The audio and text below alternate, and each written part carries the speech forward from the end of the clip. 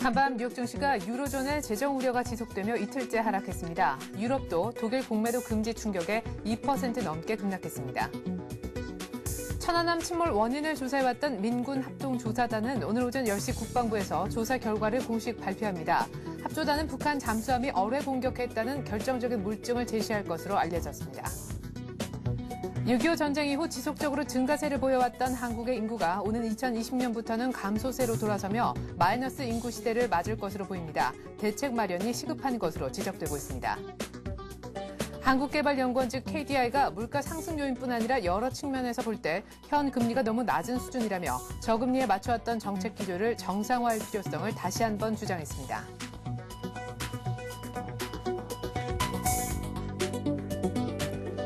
안녕하십니까. 출발 센정씨의 최리나입니다. 이제는 1640대가 아니라 1630대입니다. 아니군요. 정확히 1630에서 어제 끝났습니다. 장중에는 1601포인트까지 종합주가지수가 내려가면서 1600을 그야말로 위협했던 아찔한 순간도 있었는데요. 그것을 저점으로 낙폭을 계속해서 줄여가면서 1630포인트까지 정확히 끌어올리면서 끝이 났습니다. 유럽발 재정 위기 속에 사흘째 하락한 결과가 1630인데요. 외국인들의 매도는 계속됐습니다. 유로화가 4년의 최저치를 경신하면서 급락을 거듭하고 있기 때문인데요. 외국인은 이달 들어서 거의 5조에 육박하는 매도를 보이는 것으로 집계가 되고 있습니다. 어제 그나마 좀 의미가 있었던 것은 1600에서 장중에는 지지를 받았다라는 점인데요. 그러나 지금 종가 기준 1600은 조만간 깨질 수도 있다라는 컨센서스가 전문가들 사이에서는 형성이 되는 것 같습니다. 어제 끝난 양시장 마감 지수 다시 한번 확인해 보겠습니다. 네, 코스피, 코스닥 모두 다 나란하게 0.8%가량 하락을 했습니다. 코스피는 정확히 1630에 끝났고 코스닥도 의미 있는 마디 지수를 할 수 있는 500포인트에서 마감이 됐습니다. 코스피와 코스닥의 또 다른 어제 공통점이라고 한다면 장 막판에 급하게 낙폭을 많이 줄였다라는 것이고요. 양시장 모두 지금 사흘째 하락을 하고 있는 상황입니다. 원달러 환율도 급등했습니다. 이젠 1160원 선까지 쑥 올라왔습니다. 아시아 증시 마감도 한번 볼까요? 네, 유럽의 금융 규제안이 좀 더 강화됐다는 소식에 아시아 증시도 플러스로 마감할 수는 없었던 분위기가 아니었나 싶습니다. 일본 증시가 0.3% 정도 하락을, 0.5% 정도 낙폭이 좀 더 있었던 것 같고요. 중화권이 그보다 조금 더 적은 낙폭이 있었던 것 같습니다. 문제는 간밤에 있었던 뉴욕 증시였는데 과연 반등을 했을까요? 네, 그렇지가 않습니다. 이틀 연속 지금 마이너스를 달고 있는 형국인데요. 좀 화면에 보여지지는 않고 있지만 유럽 주요국 증시는 거의 3% 가까이 더 급락하는 모습이었습니다. 물론 그 전일에 플러스로 마감한 영향도 있었겠지만 독일의 공매도 충격이 뉴욕 증시를 이틀 연속 강타했습니다. 오늘 이 같은 마감 지수 기억하면서 전략 세워보죠.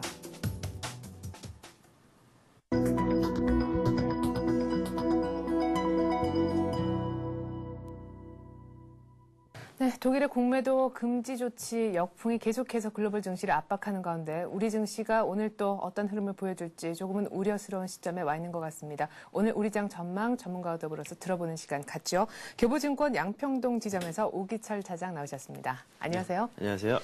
네, 코스피가 어제 한때는 1601포인트까지 내려갔었습니다. 다행스럽게도 1630 정도로 쑥 올라오면서 마무리가 됐는데 계속해서 유럽발 위기가 우리 증시까지도 발목을 잡고 있는 모습입니다. 언제쯤 이 유럽 얘기를 안 할 수가 있을까요? 글쎄요, 그건 신만이 알 수 있는 영역인 것 같은데요. 네, 유로화가 좀 반등을 해야 될 텐데요. 예, 어제 이제 유로화가 이제 장 막판에 유럽 시장에서 끝나기 전에 다행스럽게 좀 반등을 나타냈습니다. 네. 잠깐 차트를 보시면요. 네. 유로 달러 차트가 지금 5월 19일 날 1.21달러로 최저치를 기록했다가 어제 1.24달러로 당일 소폭 반등으로 마감이 됐습니다. 네.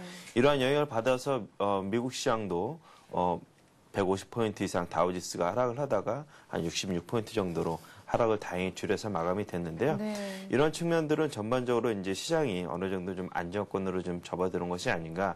그렇지만 재정 긴축이라든가 그런 문제들이 아직까지 있기 때문에 유럽발 그 변수는 여전히 좀 상존해 있다. 일단 그렇게 봐야 될 것 같습니다. 네. 전일 독일에서 이제 금융규제 방안을 이제 발표를 하면서 공매도 금지라든가 그런 것들이 유럽 시장과 미국 시장에 좀 악영향을 끼쳤는데요. 예. 물론 아시아에도 전날 영향을 미쳤고요. 이런 것들이 향후 전반적으로 시장을 급격하게 악화시키지는 했고 이런 것들이 전반적으로 시장에 녹아 들어가면서 이제 그런 악재들은 서서히 좀 완화가 될 것으로 그렇게 예상이 되고 있습니다. 예. 자, 이제 궁금한 것이요. 주도주에 대한 문제입니다. 어제 말고 그저께 IT 자동차가 급격히 한꺼번에 다 무너지면서 이제 주도주가 꺾이나 하지만 그 연속적인 흐름을 좀 보기 위해서 어제 장이 굉장히 중요하다라고 했었는데 장 막판에 아주 재밌게도 자동차 일부 종목들 그리고 IT 일부 종목들이 급하게 다시 반등하면서 플러스로까지 올라오는 모습을 보여줬습니다. 물론 뭐 시장 자체가 그렇게 흘러가기도 했었지만요. 그래서 이제는 조금 애매한 시점이 된 것 같아요. 주도주가 어떤 단기적인 조정을 보이고 끝나는 것인지 아니면 그야말로 그 전날 다 같이 무너졌던 것처럼 이제는 조금 한 텀 끝난 것인지 말이죠. 일단 뭐 그렇게 보여지진 않고요. IT하고 자동차 기존의 주도주들이 좀 17일 월요일 날 큰 폭으로 좀 하락했던 것들은 아무래도 그 유로화 시장에 대한 그런 불안감들이 좀 작용을 했던 걸로 보여집니다. 네. 유로화 달러가 이제 그 계속적으로 환율 약세를 보이면서 국내와 이제 경쟁 관계에 있는 유럽 시장 제조업체들이 상대적으로 좀 강세를 나타낼 가능성이 있다. 그렇다면 국내에 있는 자동차라든가 IT 경쟁업체들의 타격도 좀 받지 않을까 하는 그런 우려감들이 좀 상존해서 네. 연기금을 중심으로 해서 그런 종목들 매도가 나오다 보니까 하락폭이 커졌고요. 네. 전일 또 다시 하락폭이 커지다 보니까 거기에 대한 기술적인 반등을 노린 단기적인 매매들이 들어오면서 어느 정도 지금 지수선도 241선을 중심으로 해서 반등이 나왔던 것이 아닌가 일단 그렇게 보여집니다. 예. 그렇지만 지금 한국 증시가 주가 순이익 비율로 이제 봤을 때 지금 한 1600선 기준으로 해서 9배 이상이 되기 때문에요. 이런 분들을 본다고 하면은 1600선이 살짝 깨지는 선은 나올 수 있다 하더라도 네. 이런 정도 시점에서는 주도주들이 향후 계속적으로 주도할 흐름을 나타낼 것으로 보여집니다. 네. 자, 그러면은 외국인들 지속적인 매도에 기관까지 동참해서 주도주가 조금 찰실현 매물도 많이 나오고 해서 힘이 없긴 하지만 향후에 또 시장이 반등할 경우에는 이미 선조정을 보인 IT 자동차 주도주가 다시금 치고 나갈 수 있기 때문에 조금 긍정적으로 조금 단기적이라기보다는 중기적인 시각에서 주도주가 괜찮다라고 생각을 좀 하시는 것 같습니다. 최근 들어서 수급과 환율에 대한 코멘트도 조금 들어보고 싶은데요. 연기금 얘기도 하셨지만 외국인들의 매도도 지금 거의 4천억 원대, 5천억 원대, 7천억 원대 또 그 전에는 1조도 넘는 규모를 하루 만에 판 경우도 있잖아요. 이게 정말 심상치가 않습니다. 일단은 그 상황 지금 원달러 환율을 좀 한번 보시면서 말씀을 네. 드리겠습니다. 유로달러하고 지금 연계돼 있어서 국내 환율도 지금 이런 상황으로 지금 3개월 만에 1,160원대로 올라와 있습니다. 네. 이런 환율 영향이라는 것은 외국인들이 계속적으로 포지션을 정리하면서 현물을 정리하면서 환율 상승에 영향을 미치고 있는데요. 예. 지난 5월 달에 한 5조 3천억 정도 4월 달에 매수했던 것을 지금 5월 들어서 약 4조 9천억 정도를 매도를 하면서 4월 달에 들어왔던 매수 물량을 거의 다 정리를 하고 있습니다. 네. 그렇지만 이런 것들이 유로 달러와 맞물려서 어느 정도 안정이 된다 그러면 국내 시장도 일단은 더 이상의 큰 매도는 이제 나오지 않을 것으로 예상이 되고 있고요. 네. 이런 것들이 기조적이라기보다도 환율 급등에 따른 외국인들의 매도 차익 실현 그런 것들이 이제 나타나지 않았느냐 단기적으로 그렇지만 국내 시장보다 매력적인 시장이 그렇게 많지는 않기 때문에 네. 기조적인 매도보다도 단기적인 변수에 따른 그런 포트폴리오 조정 그런 것들로 좀 해석을 해야 될 것 같습니다. 네. 자, 아까 앞서서 말이죠. 1600이 살짝 깨질 수가 있다 하더라도 또 금방 아마 회복을 할 것이다. 이렇게 지수적인 측면에서 말씀하셨던 기억이 나는데 그러면 당분간은 조금 몸을 사리면서 지난주에 얘기하셨던 것처럼 좀 관망을 하되 1600 깨지면 다시 올라올 거니까 1600 밑에선 사도 괜찮은 겁니까? 예, 일단은 지금 종합주가지수 일봉을 잠깐 보시면요. 전일 1600선을 살짝 터치하면서 1601포인트를 터치하면서 강하게 1630선까지 기술적으로 반등이 나오는 모습을 볼 수 있습니다. 그러나 네. 이거는 일봉상으로 지금 하락 흐름이 마무리가 된 것은 아니고요. 그렇죠. 지금 월봉 흐름을 다시 한번 보시면 이게 작년 5월달, 6월달 흐름하고 거의 비슷한 양상이 나올 것 같습니다.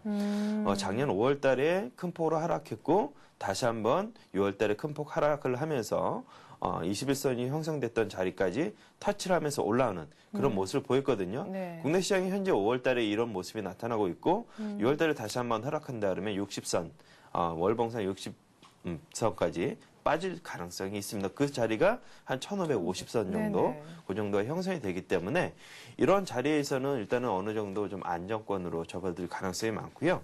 일단은 지금 올해 초에 반등이 급하게 나왔던 것은 유동성 장세로 일단은 생각이 되고요. 그 이후에 실적 장세가 이어질 것으로 보여져서 그러한 단기적인 조정을 거치고 난 다음에는 주가가 다시 한번 한 단계 올라갈 수 있는 그런 모멘텀들을 가질 것으로 좀 기대가 되고 있습니다. 네, 그래요.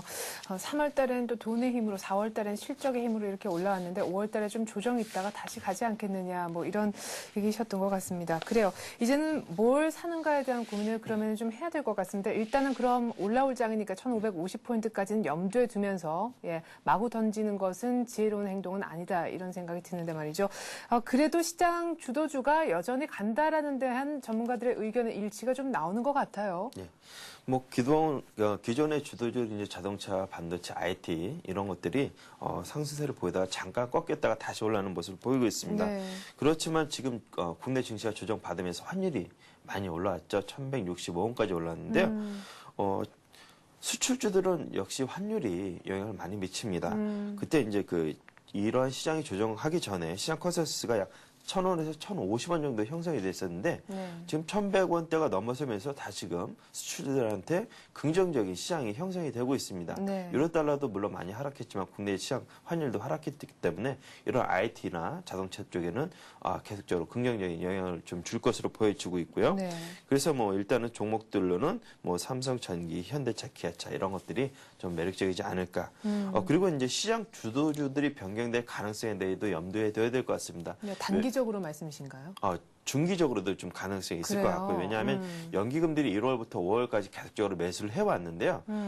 지난 월요일 날 변화의 조짐을 살짝 보여줬습니다. 네. 그런 것 쪽에서 일단은 지금 외국인들이 지속적으로 매수를 해주고 있는 종목들이 한국전력, KTNG 등 이런 경기 방어주적인 성격으로 매수가 좀 들어오는 걸 봐서는 지금 포트폴리오를 약간 좀 변화할 가능성이 있기 때문에 이런 종목들로도 관심을 가지시는 게 좋을 것으로 보여집니다.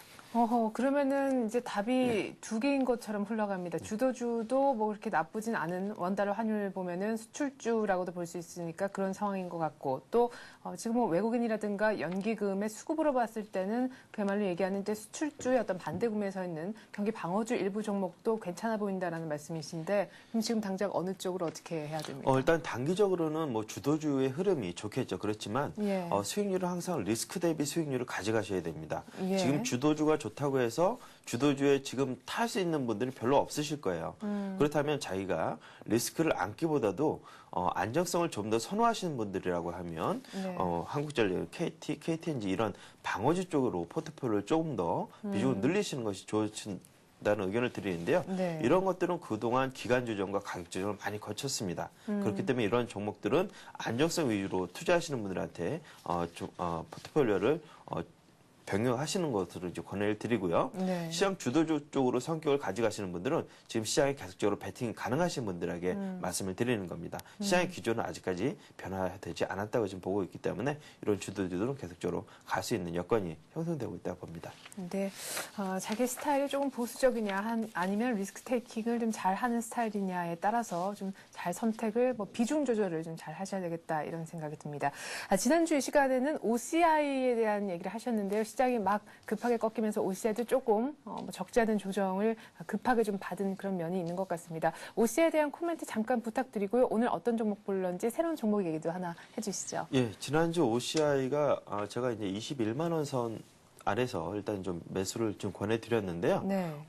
어제 20만 원 살짝 깨지는 흐름이 나왔다가 20만 원을 회복하고 마무리가 됐습니다. 네. 기관들이 제가 지난주 말씀드릴 때 20만 원대 중반대부터 평균 단가이기 때문에 그 정도 선에서는 뭐 사봐도 괜찮을 것 같다고 말씀을 드렸는데 네. 지금 어제 그제 충분한 조정을 거쳤기 때문에 지금 단계에서는 OCI를 매수를 하셔도 뭐 괜찮을 걸로 보여집니다. 가격 조정이 거쳐졌기 때문에요. 그래서 네. 단기적인 목표가 24만 원은 여전히 유효한 걸로 보여집니다. 네. 자, 그러면 오늘은 어떤 종목 얘기를 좀 새롭게 들어볼까요? 오늘은 단기적인 작은 소형주입니다. 네. 지금 LED 관련된 종목들의 흐름이 상당히 좋은데요. 네. LG 이노텍이라든가 삼성전기 이런 디스플레이 쪽 종목들의 흐름이 상당히 좋습니다. KEC라는 종목을 가지고 나왔는데요. 네. 세계적인 소신호 트랜지스터 제조업체입니다. 지금 일본 기업에 있어서 전 세계 MS가 2위로 12%를 차지하고 있는 업체인데요.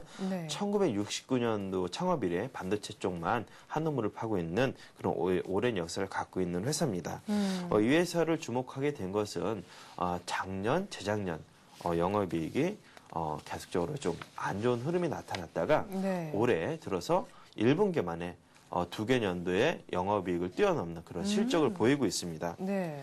올해 이제 좀 주목할 것은 LG 이노텍과의 그러한 그 5년간의 걸친 공급 계약을 네. 이뤄내면서 턴어라운드의 원년으로 지금 삼아지고 있고요. 3년간 적자 운영에서 흑자 전환을 하는 그런 턴어라운드를 보여줌으로써 향후 못해도 3년에서 5년간은 계속적인 성장세를 이어갈 것으로 예상되는 종목입니다. 네. 지난 LG 이노텍과의 그 공급 계약을 보게 되면 5년간 약 월 1억 개 이상의 그 50억 개를 마무리되는 시간까지 네. 계속적으로 좀 LED 패키지를 공급을 하기로 했고요. 이러한 것들은 이제 지금 향후 8월부터 양산에 좀 들어갈 것으로 보여지고 있고요. 1분기에는 상당히 계절적으로 비수기 계절임에도 불구하고 1분기 실적이 약 매출액이 800억대.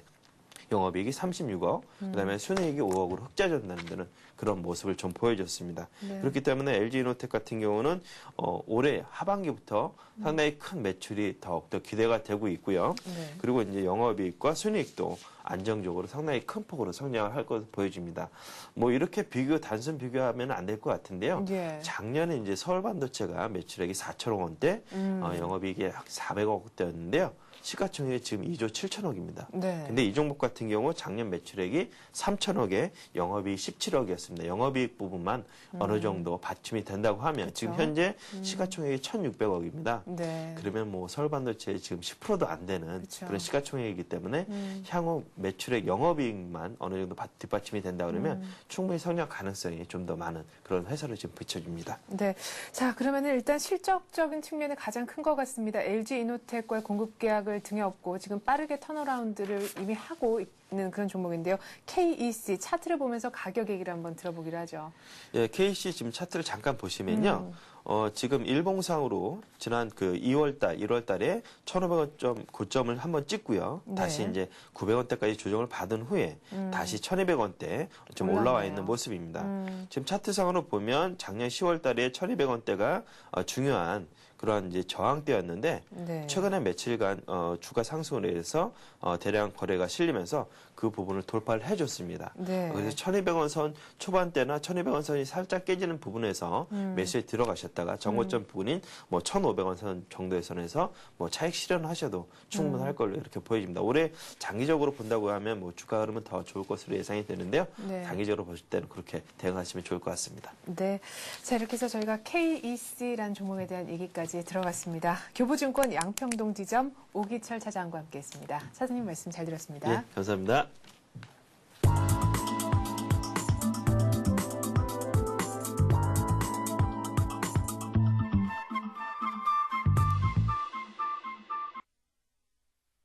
네, 이번엔 뉴스를 바탕으로 개별주, 테마주 찾아보는 시간 갖겠습니다. 뉴스로 보는 투자의 맵. 오늘은 이트레이드 증권 용산점 최건영 실장과 함께합니다. 안녕하세요. 네, 안녕하세요. 네, 지난주에는 뭐 일부 자사주 매입한 기업들에 대한 얘기도 해주셨었고 네. 삼성 바이오시밀러 관련 수혜를 입을 수 있는 종목들에 대한 얘기도 들어봤는데 오늘은 어떤 뉴스를 바탕으로 해서 수혜받을 수 있는 종목들 알아볼까요? 예, 오늘도 두 가지 뉴스를 좀 준비를 해봤습니다. 네. 첫 번째 뉴스는 흑자 전환에 성공한 스몰 캐피탈한 기업들의 부활 신호가 보여진다. 이런 내용이 있고요. 두 번째 뉴스는 술, 담배, 카지노, 죄악주, 뭐 소위 말해서 죄악주라고 하는데요. 네. 이런 죄악주에 뭐 햇살이 돋는다. 이런 두 가지 뉴스를 좀 보겠습니다. 예. 자, 먼저 흑자 전환에 성공한 스몰캡 관련 얘기를 좀 들어보고 싶은데 확실히 어제 만도가 뭐 상한가로 끝난 거를 네. 보면서도 느꼈지만 실적에 조금 주목을 예. 받는 것 같아요. 예, 그렇습니다. 실적은 영원한 테마이다. 이런 이야기가 있죠. 네. 항상 모든 기업이나 종목들은 실적을 바탕으로 펀더멘탈을 근간으로 해서 접근을 해야 하겠죠. 네. 스몰캡 종목, 뭐 스몰 캐피탈한 100억이나 200억 정도의 자본금 규모가 좀 작은 네. 이런 기업들을 말하는데요. 한때는 좀 우량 기업으로 인정을 받았다가 좀 잊혀졌다가 다시 부활이 되고 있는 흑자 전환에 성공하면서 부활이 되고 있는 그런 기업들이 있습니다. 중장비 엔진 부품 등을 수입 판매하는 해인이라든지 또 알루미늄 제품을 생산 판매하는 동양강철, 그다음에 형강, 아연 도금 철선 등을 제조 판매하는 한국선재라든지 플라스틱 사치로 한옥물만 파온 내셔널 플라스틱이라든지 이런 4종목이 좀 있습니다. 관심 종목인데요. 네. 추천 종목으로는 해인, 동양철강 2종목을 좀 보도록 하겠습니다. 네, 먼저 해인부터 좀 볼까요? 예. 해인 추천 포인트는요. 이 종목은 90년대만 해도 상당히 저퍼주의 대표격으로 좀 인정받기도 한 그런 전례가 있는데요. 네. 2000년대 이후에 사업 확장이 좀 부진했습니다. 그러나 지난 1분기에 매출액이 599억 원으로 76% 급증을 좀 했고요. 영업이익도 48억 원 정도로 흑자 전환에 성공한 모습을 보였습니다. 네. 이러한 그 영업이익 규모는 지난해 전체 규모의 8억 원이 6배에 달하는 규모가 좀 크게 증가한 모습을 볼 수가 있습니다. 이러한 그 실적 개선이 된 원인 분석으로 보면 건설 장비나 발전기 사업 부문 성장세, 원달러 환율의 안정, 구조조정 및 원가 절감 노력 이런 것이 실적이 좀 개선된 그런 이유가 좀 되겠습니다. 네. 또 향후에도 4대강 살리기 아직 진행이 좀 되고 있는 사업이죠. 네. 건설 장비 수요가 꾸준히 증가하고 있고 향후 실적 개선도 2분기에도 계속적으로 좀 양호하게 증가할 것으로 보입니다. 네. 이 종목의 매수 가격은 3,800원 좀 제시를 해봐 드렸습니다. 어제 종가가 3,900원으로 좀 마감을 했죠. 그러네요. 예. 그래서 추세적으로는 지금 우상향 모습을 그리고 있는데 최근 시장이 많이 안 좋죠. 글로벌 시장의 어떤 그 불안한 모습도 계속 이어지고 있고요. 매수 가격은 3,800원 좀 제시를 해봐 드리겠고요. 예. 목표 가격은 15% 정도 목표로 해서 4,370원, 손절은 3,400원 정도. 이 종목도 3,300원대에서 매우 긴 기간을 다중바닥을 좀 형성을 했습니다. 예. 그래서 글로벌 마켓이나 국내 시장이 좀 불안하다 하더라도 조정의 폭은 크지는 않을 거라고 봐요. 예. 이런 종목 관심 있게 좀 볼 필요가 있고요. 5월 들어서 많이 올랐네요. 예. 최근에 3,400원대에서부터 3,900원대까지 좀 올라 있는데 글쎄 이 규모로 보면 많이 오른 건 아닙니다. 더 갈 수 있다라고 봐요. 4,000원 이상 갈 수 있다라고 봅니다. 네. 이어서 동양강철도 차트까지 설명을 좀 해주시죠. 예, 동양강철도 최근에 이 종목도 2002년에 좀 한번 퇴출된 아픔을 겪은 기업이기도 합니다. 네. 2007년에 재상장에 성공을 했고 최근에 상당히 실적이 개선되고 있는데 종전에 이 기업은 알루미늄 샤시 중심의 기업이었습니다. 네. 그 비중을 대폭 축소를 하고 LED 프레임이라든지 자동차, 자전거 경량화, 차세대 고속철, 태양광에 투입되는 신소재 제품 이런 구조로 성공적인 사업 구조 전환을 도출했다. 그래서 상당히 실적이 좀 개선이 되고 있습니다. 네. 동양강철도 추세적으로는 아직 그 시장에 관계없이 꾸준한 모습을 좀 보여주고 있거든요. 예. 어제 좀 아래꼬리 달면서 조정 모습 보이고 3,900원에 이것도 마감이 됐는데요. 이 종목도 매수 추천 가격 3,900원 좀 말씀을 좀 드려보고요. 네. 목표 가격 4,500원. 시장이 불안한 관계로 목표 가격을 높게 설정을 못 해드리겠네요. 네. 15% 4,500원, 손절 3,500원 정도 제시를 해봐 드리겠습니다. 네. 손절가가 왜 3,500원 정도일까요? 3,500원 정도면은 가장 최근에 20일 동안의 고점을 준 부분이 있습니다. 네. 제가 나름대로 기준을 정한 부분인데 그 지점을 깨면은 이게 추세가 좀 볼린저 밴드상 하향하는 트렌드가 나오거든요. 네. 그 지점을 제가 포인트를 좀 잡아봤습니다. 예.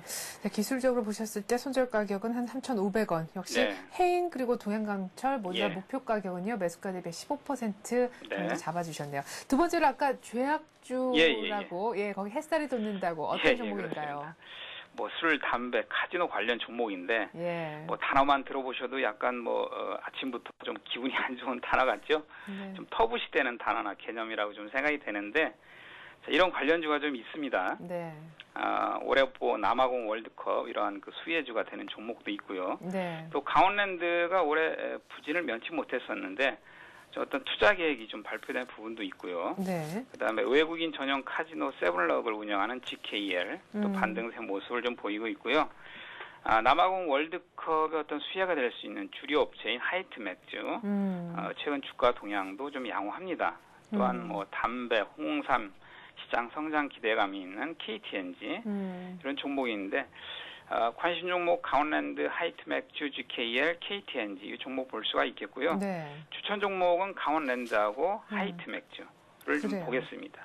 특별히 조금 뭐 조약주이기도 하지만 사실 지금 뭐 주도주가 조금 주춤하면서 내수주, 수출주 아니라 내수주 보자라는 의미에서도 조금 같은 그렇죠. 좋은 맥락이 아닌가 싶은데 그렇죠. 강원랜드 얘기 좀 들어볼게요. 추천 포인트 2012년까지 총 1조 3천억을 투자해서 영업장 확장 리모델링 사업 계획을 발표를 한 바 있습니다. 영업장 공간을 2011년 말까지 2배로 확장하고요. 네. 컨벤션 호텔, 콘도를 증축을 하고 워터파크 건설 등이 이 계획의 골자입니다.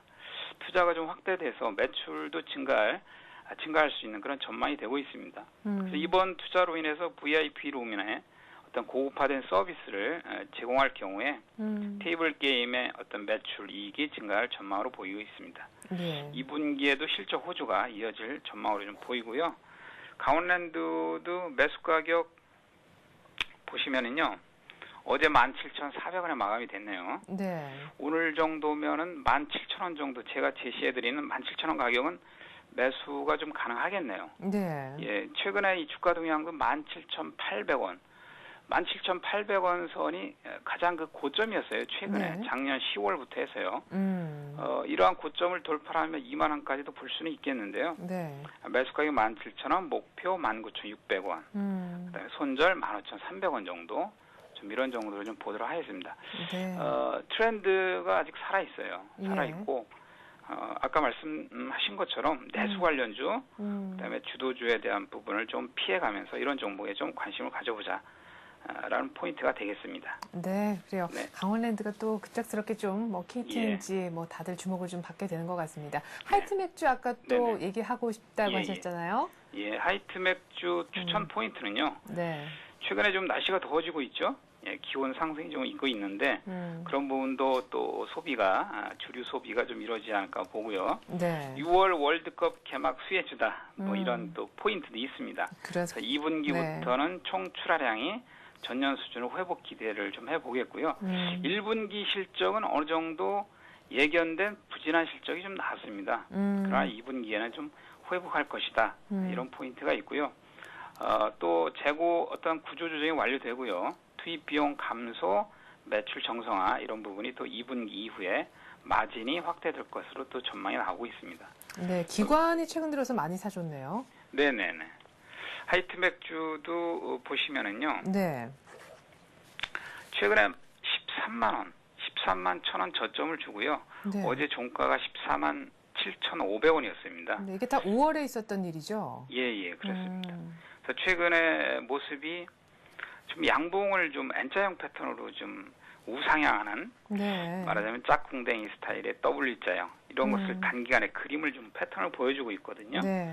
그리고 또 15만 원 돌파가 나오면 제가 제시해드린 16만 원대 매수 가격 14만 5천 원, 목표 가격 16만 원, 손절 13만 8천 원 정도 이런 정도로 해서 좀 수익을 낼 수가 있을 것 같아요.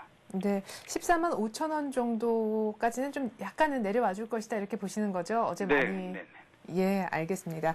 이렇게 해서 저희가 강원랜드 하이트맥주 그리고 앞서서는요 해인과 동양강철 얘기까지 잘 들었습니다.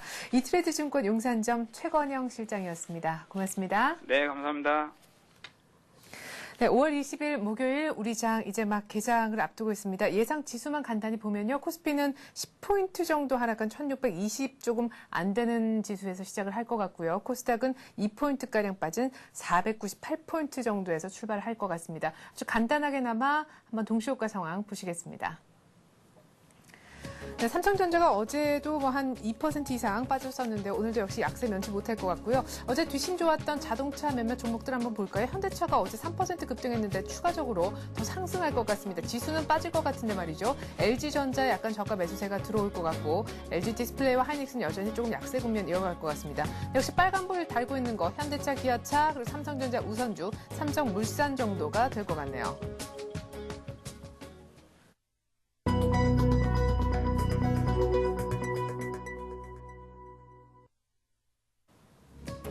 네, 5월 20일 목요일 우리 주식시장 이제 막 개장을 했습니다. 동시호가 상황에서는요. 어제 종가가 정확히 1630이었는데 1620을 깨면서 출발하지 않을까 싶었습니다.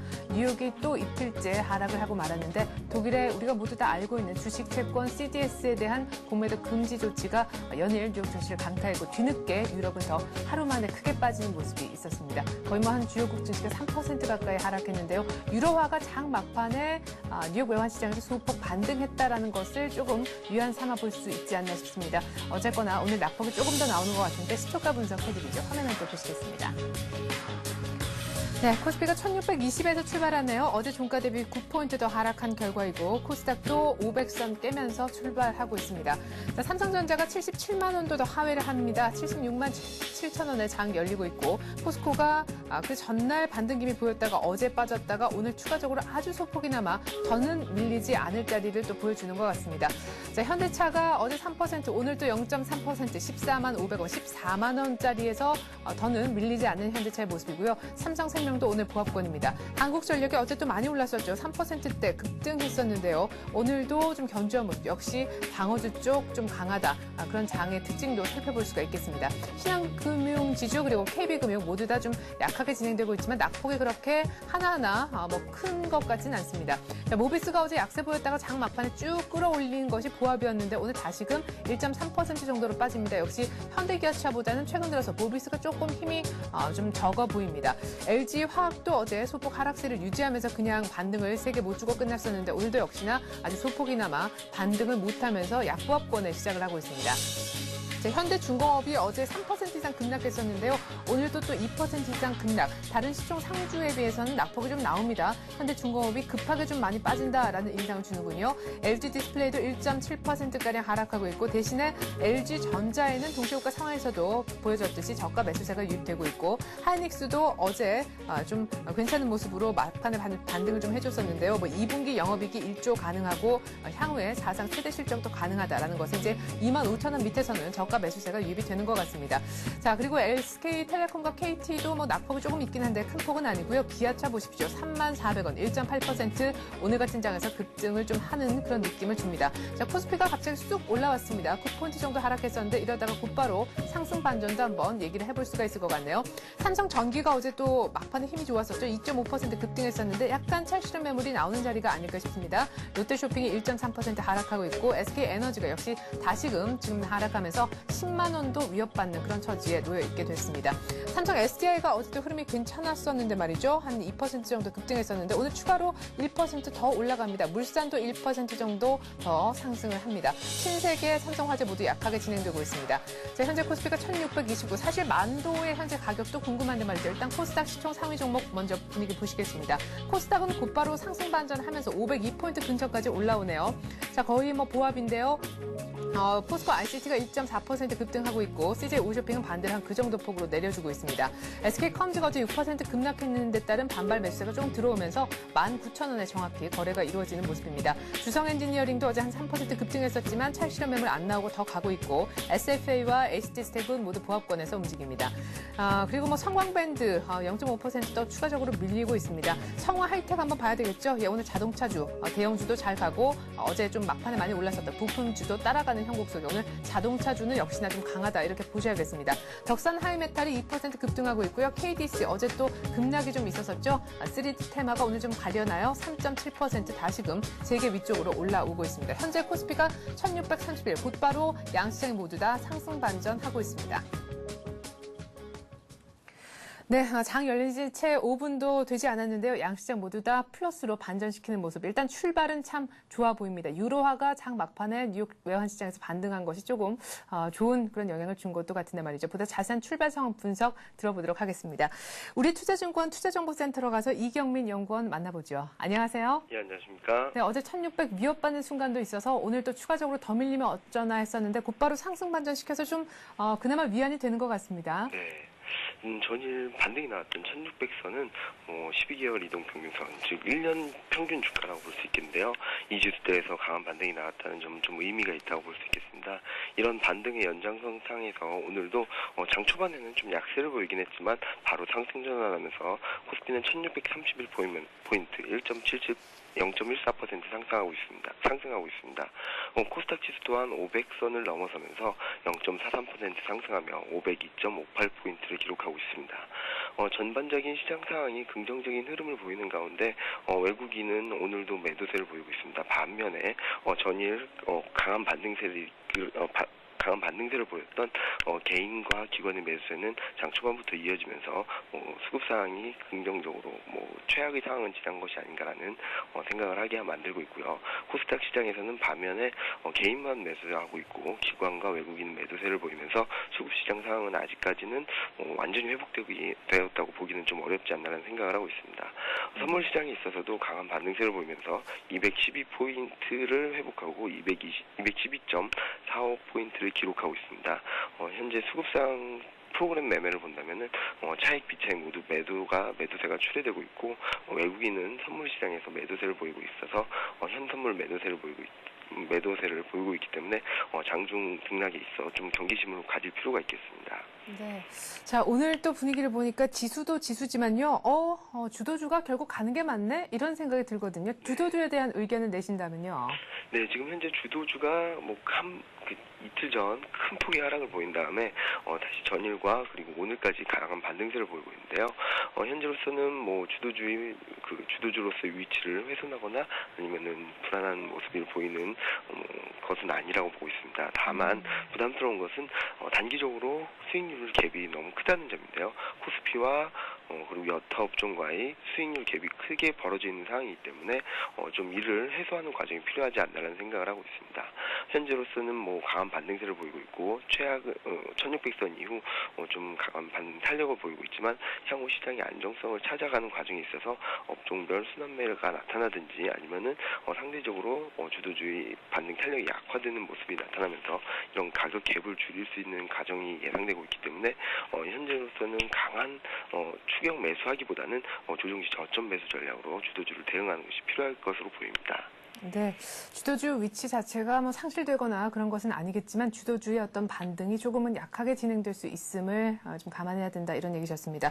좀 이른 판단일 수도 있겠습니다. 장이 또 막 열리고 상승 반전한 지도 얼마 안 됐는데 1600 이탈할 걱정은 안 해도 되는 건지요? 유럽 문제가 근데 완전 해결된 게 또 아니라서 말이에요. 네, 지금 유럽 문제가 완전히 해결된 국면은 아닙니다. 그리고 1600선, 1590선은 좀 의미 있는 지지선으로 볼 수 있겠지만 최근 시장 흐름을 본다면 쏠림 현상, 투자 심리가 굉장히 위축된 상황이기 때문에 단기적인 쏠림 현상이 나타나면서 한두 차례 충격을 불가피할 수도 있겠는데요.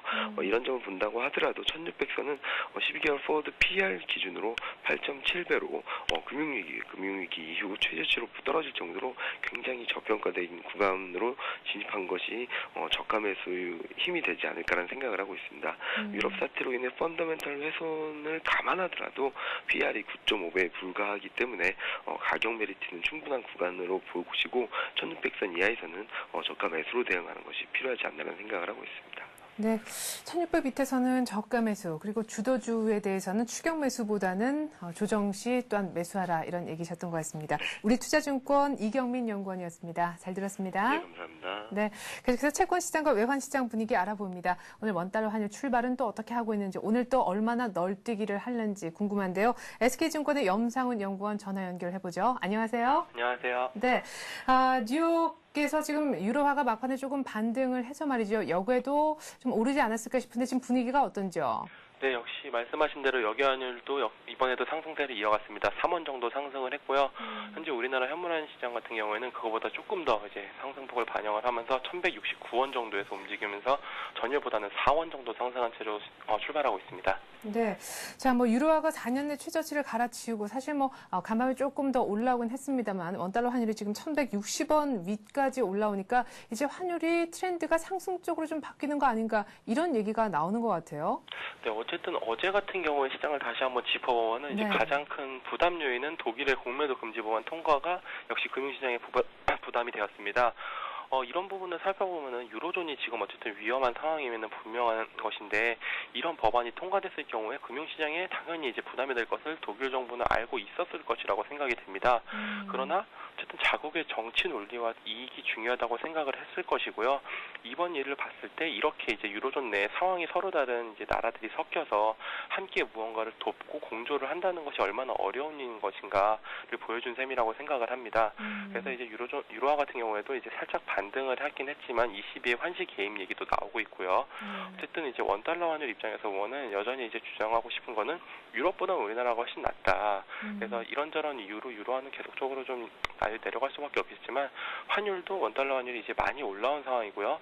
어쨌든 우리나라의 그런 펀더멘털을 감안했을 때 유로존의 위기가 당연히 증폭되면 증폭될수록 원달러 환율에는 부정적인 영향을 미칠 수밖에 없지만 이제는 절대금리 수준, 절대 레벨 수준으로 1,200원 정도가 상단이라고 말씀을 드렸고요. 서서히 매력적인 레벨에 들어오고 있지 않나 저는 추세적인 상승에는 좀 반대하는 입장입니다.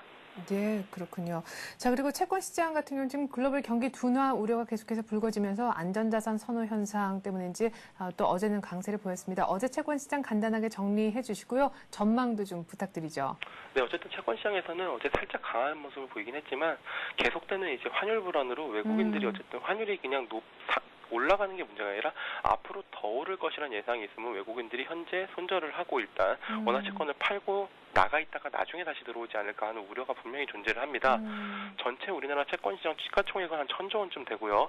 이 중에서 외국인들이 한 65조 원가량 보유 중입니다. 한 6%가 약간 넘는 수준을 갖고 있는데요. 그러나 어쨌든 외국인들이 아직까지는 이것을 팔고 있지 않고 있다는 게 중요하고요. 그리고 현재 전 세계적으로 불고 있는 안전자산 선호 현상이 결국에는 원화채권에도 미칠 수밖에 없다. 우리나라 채권이 그렇게 신용적으로 우려가 큰 채권도 아니고 원화채권 시장에도 영향을 미쳐서 금리가 더 오르긴 어려울 것이며 앞으로는 좀 내려가는 쪽으로 더 가능성이 높아 보인다라고 생각을 하고 있고요. 이번에 오늘 아침에 또 10시에 이제 천안함 관련된 뉴스들이 발표가 되죠. 그 부분만 안전하게 좀 이렇게 괜찮게 넘어갈 수만 있다면은 금리도 그렇고 환율도 그렇고 좀 더 아래쪽으로 보는 것이 맞지 않나라고 생각하고 있습니다. 네, 뭐 천안함 발표 앞두고 지금 벌써 방산주들은 주가가 막 뛰고 있네요. 이렇게 해서 채권 시장, 외환 시장 얘기 잘 들어봤습니다. SK증권의 염상훈 연구원과 함께했습니다. 고맙습니다. 예, 감사합니다.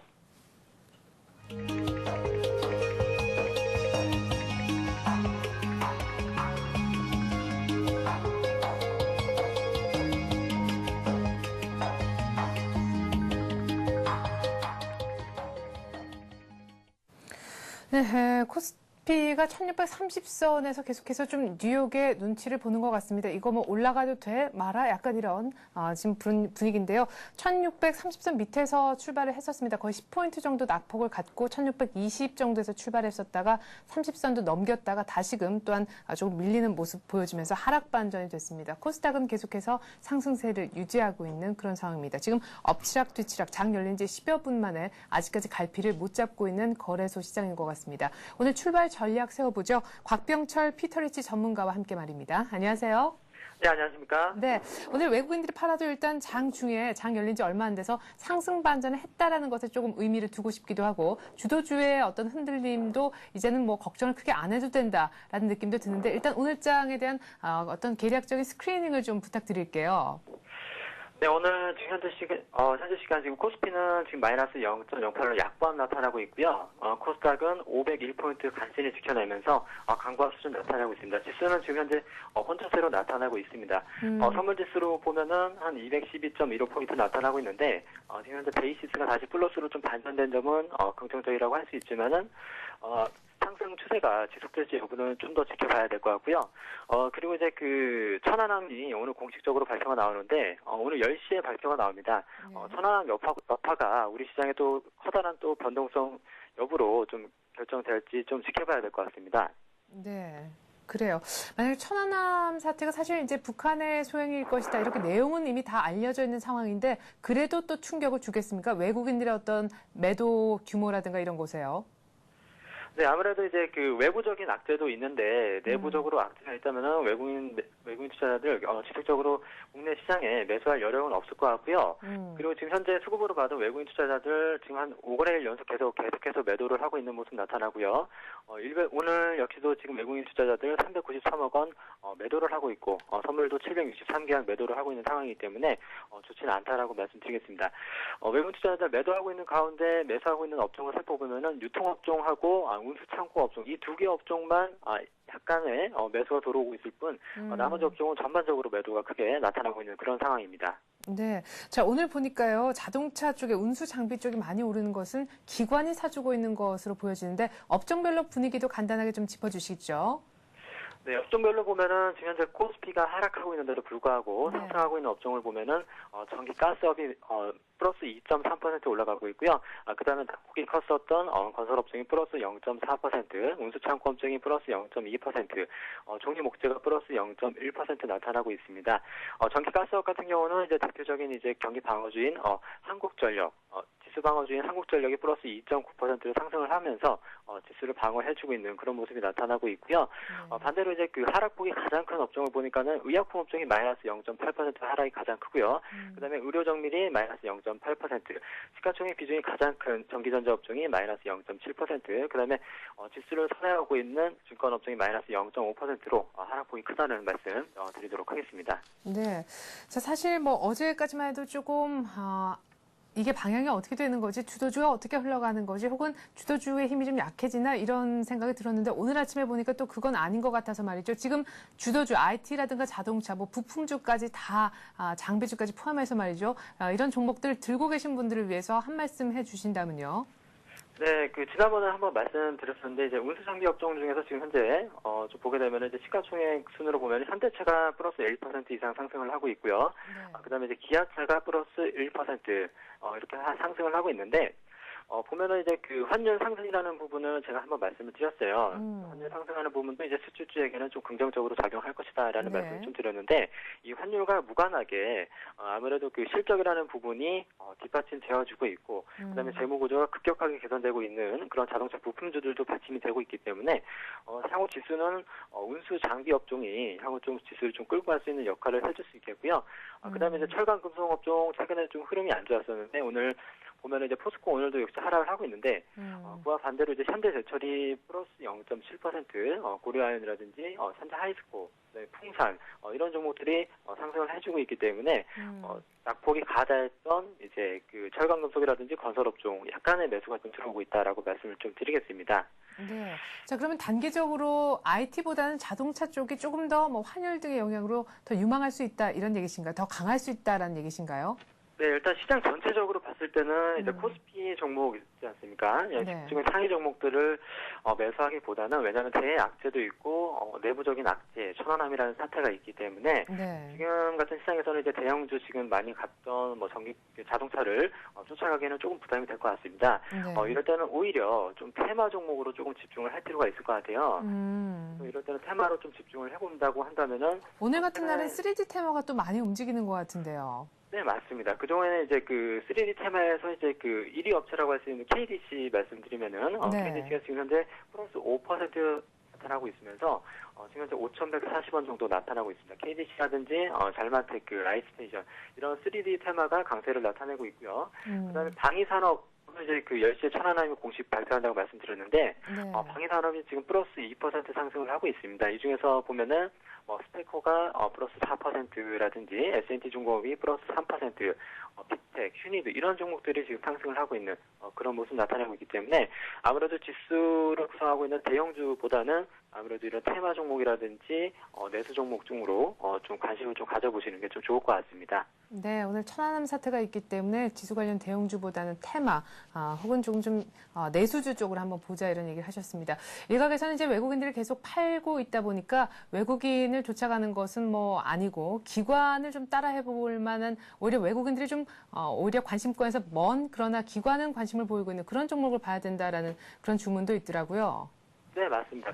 지금 그러면은 이제 기관들이 주로 이제 매수를 하고 있는 업종을 조금 살펴보면은 네. 오늘 전기전자가 마이너스를 나타나고 있는데 오늘 기관들이 매수하고 있는 업종 중에서 가장 많이 매수를 하고 있는 게 전기전자입니다. 바로 네. 전기전자를 174억 원 매수를 하고 있고요.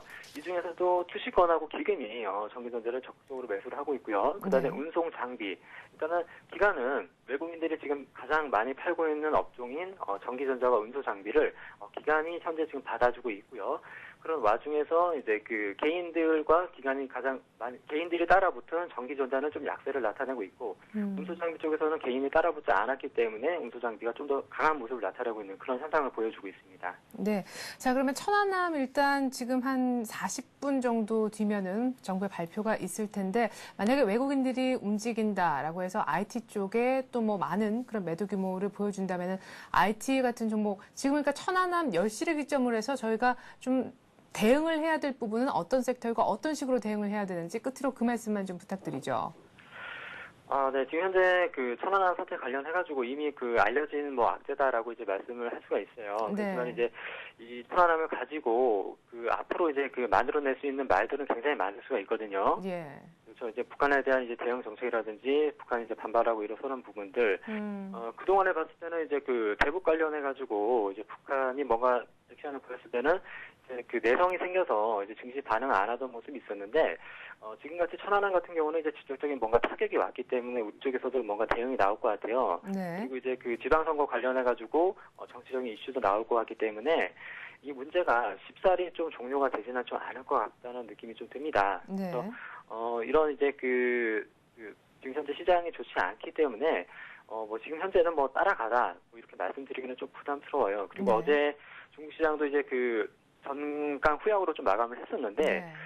우리 시장이 이제 10시 반에 이제 중국 시장 개장하고 나서, 중국 시장 좀 쫓아갈 수는 있지만은, 중국 시장 또 다른 이제 실물 경제가 좀 안 좋아질 수 있는 부분 때문에 인플레이션 우려로 실물 경제가 좀 타격을 받을 수 있기 때문에 우리 시장 조금 조심을 해야 될 것 같다는 느낌이 듭니다. 그리고 코스닥 역시도 지금 500포인트 간신히 지켜내고 있는데 이 라인 자랑 또 깨질 수 있다는 말씀 좀 드리도록 하겠습니다. 네, 그러면 중국장 열리는 것도 변수가 되겠고 천안함 발표도 역시나 알려진 악재이긴 하지만 또한 변수가 될 수 있는 날인데 오늘 같은 날은 뭐 어떻게 해야 됩니까? 글쎄요, 기존에 이거 뭐 비중을 많이 들고 계신 분들은 이거 좀 이렇게 비중을 조금이라도 좀 줄여 놓으시는 게 좀 좋을 것 같고 비중이 없으신 분들은 지금 현재 낙폭이 가대했었던 종목들 중에서 업종들 중에서 조금 관심을 좀 가져보시는 게 좀 좋을 것 같아요. 지금 뭐 건설업종이 좀 강세를 나타내고 있는데 네. 이런 뭐 건설업종을 뭐 들어가기보다는 아무래도 네. 저는 이제 운수 창고라든지 운수 장비 업종 내에서 네. 조금 하락이 있었던 종목들 중, 그러니까 업종 내 순환매 관점에서 조금 그러니까 상승폭이 약했던 종목을 오히려 쫓아가는 게 좀 낫다고 생각을 하고 있습니다. 네, 지수가 일단 못 가다 보니까 뭐 낙폭 과대됐던 섹터가 쑥 올라올 것 같은 분위기는 아닌 것 같다라고 얘기를 하시고요. 오히려 좀 잘 가는 그런 섹터 내에서 조금 더 오를 수 있는 그런 종목을 좀 발굴을 해보자 이런 얘기셨습니다. 곽병철 피터리치 전문가와 함께했습니다. 오늘 전략 고맙습니다. 네, 수고하십시오. 네, 자, 현재 코스피 다시 한번 봅니다. 하락 반전돼서 지금 막 또 다시 상승 반전을 해서요. 정확히 1630을 찍고 있습니다. 코스닥도 501포인트. 이거 뭐 한 몇 분 전 상황으로 다시 돌리는 듯합니다. 아직까지는 뭐 지수의 어떤 흐름을 예측하기가 조금 힘이 듭니다. 외국인의 어떤 매도 속에 개인과 기관이 방어를 하고 있는데요. 10시를 기점으로 또 중국장이 열리는 10시 반을 기점으로 좀 장이 변화가 있지 않을까도 싶습니다. 염두에 두시고요. 마켓앤 센 증시로 저는 다시 돌아오겠습니다. 고맙습니다.